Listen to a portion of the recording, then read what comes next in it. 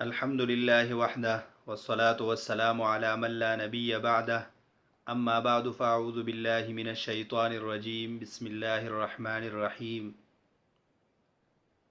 आज का जो हमारा सवाल है वो ये है कि तावीज़ पहनकर बैतुल खला जाना कैसा है।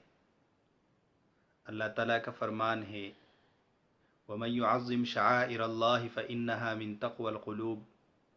जो शख्स अल्लाह ताला की नामज़द चीज़ों की ताज़ीम करे तो यही दिल की तक़वा है, यही परहेज़गारी है।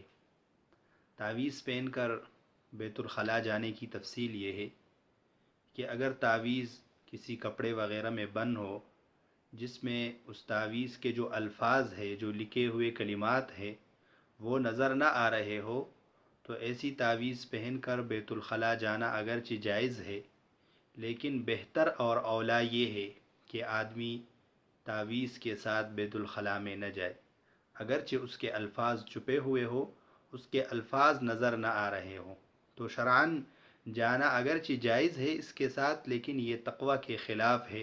तक़वा का तकाज़ा ये है कि आदमी तावीज़ वग़ैरह उसको बाहर रख कर चला जाए, और अंगूठी जिस पर अल्लाह ताला का नाम हो या हुज़ूर सल्लल्लाहु अलैहि वसल्लम का नाम हो या ऐसे कलिमात हो जो कुरानी कलिमात हो, तो ऐसी अंगूठी पहनकर भी बैतुल खला में जाना मकरूह है।